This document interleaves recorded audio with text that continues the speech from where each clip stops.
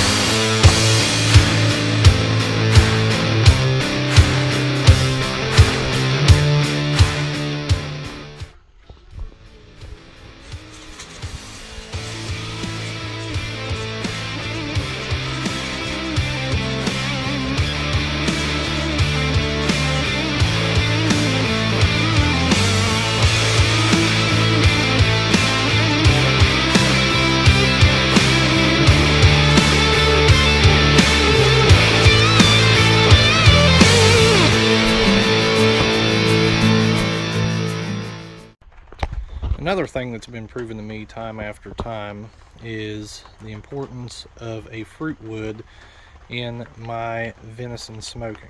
I prefer apple, but also I like the mild flavor of a post oak in order to get that deep smoke flavor down into the meat.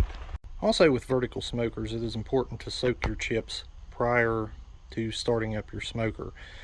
Now, most people say that 20 minutes is good for soaking the chips, but I myself prefer to soak it for a little bit longer, as it seems that it prevents flare-ups more so. Now me, I like to use a beer and apple cider mix. Later I fill it with water the rest of the way, but the barley and hops seem to infuse into the meat really well and give it that lush taste that everyone's looking for. Plus, it also helps take out a little bit of the gaminess. I put a half and half mix of post oak and apple wood chips in. Then I topped it with the beer and apple cider vinegar. Now I let it set 2 hours, and then we start prepping the smoker. The type of smoker I use is a Masterbuilt Pro Series. It is a propane smoker. Now I will admit, it is a little harder to regulate the temperature, but I do like the way that it smokes. It is very good for getting a deep, robust flavor into your meat. It just takes a little bit more to keep your temperature regulated, as flare-ups can happen. But as long as you keep your wood chips nice and wet, it's less likely to happen. Now, you can see that it has an analog gauge on it, but I've never trusted that analog gauge very much. That's why I have these meat probes. I use a Maverick XR. It's really good at keeping an accurate account of the temperature both inside the smoker and the meat, and it derails the possibility of you overcooking your meat.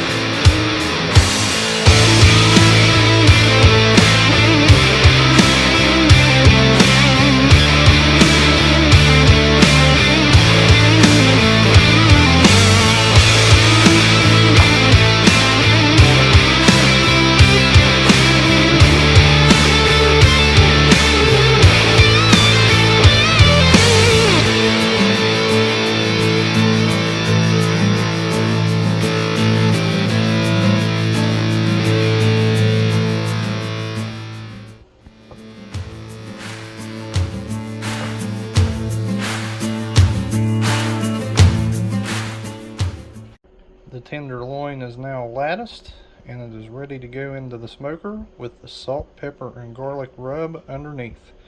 The reason why I do this bacon lattice is because deer is a very lean meat and it needs that extra fat in order to be really good and really juicy. Right before it goes into the smoker, I also like to hit it with a little more SPG. That way it also flavors the bacon. Once again, for our moisture or water tray, I like to do the same thing as I did with the wood chips. I like to use a beer, apple cider vinegar, and water mixture. And into the smoker the moisture tray goes. And we want to get the smoker to a temperature of 225 degrees. As you see right now, it's popping off a little excess of smoke. We want that to die down just a little bit to a more blue, clean looking smoke, and then we'll be able to get started. My next job here is to set up the probes and prepare for 225, and then the venison goes in. The smoke is looking much better, so it's ready to go in as soon as temperature is hit. Okay, now it goes into the smoker as our temperature is at 225, and now we wait. Another thing that's important to note is I put a glass tray underneath of the bacon drippings because the bacon can drip down and cause a fire if you're not careful. Plus you can use the bacon grease for some other things, as it will have a good smoky flavor and a good marinade coming off of that deer steak. As you can see, the internal temperature of the meat right now is at 50 degrees, and the smoker is at a great 225 degrees, which is the best place to have your smoker to be. I forgot to mention that I use glass because it can withstand a high temperature, plus it's really easy to clean. While the meat is being prepared, I go ahead and prepare a side dish. First, I peel some potatoes and slice them, soak them in some water. Then, I'll go ahead and chop up some ramps, the mountain herb. After that, I'll go ahead and pull out the iron skillet, put some bacon grease in it, start the flame over medium heat, warm it up until the bacon grease starts to bubble. Next, you go ahead and add your onions and potatoes to the grease. After they've been in there for a while, you start doing the first flip. Now after the first flip, that is whenever you go ahead and start to add your ramps to the mixture. The potatoes take a little bit longer to cook than the ramps, so that's why they end up going in last. Now next, you just cover it up, and now it's time to check on the meat. Our meat's now at 122 degrees Fahrenheit. It is important to note that the temperature has been changing here, and the wind and cold has kind of set in. So it's been a little bit difficult regulating the temperature. I've had to adjust the thermostat on it, as well as close the vents a little bit more as the cold temperature has set in. But we're looking for a temperature of about 140 degrees, and then it should be done and about perfect. Okay, we have hit that golden 140 degree temperature. It's time to take it out.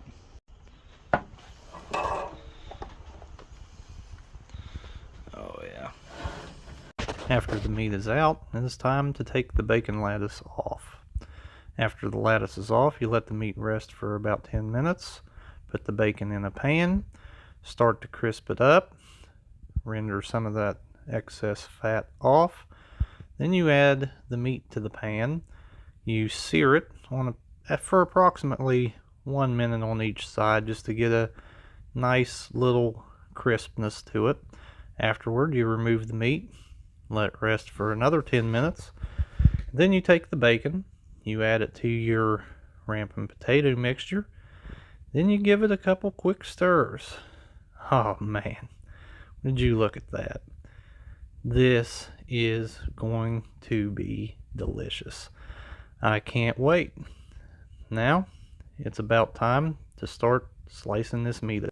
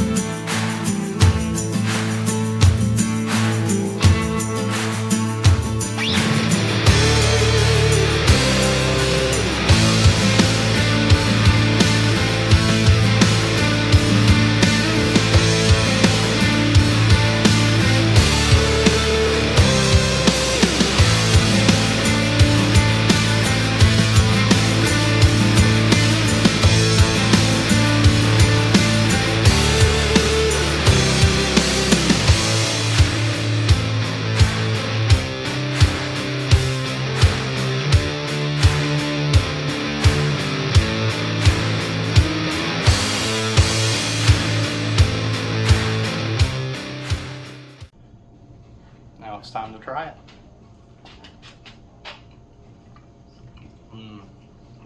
Good smoky flavor. Well guys, today was a really good day. Of course, any day is a really good day whenever you get to smoke meat. Today, we got to do a backstrap lettuce and bacon.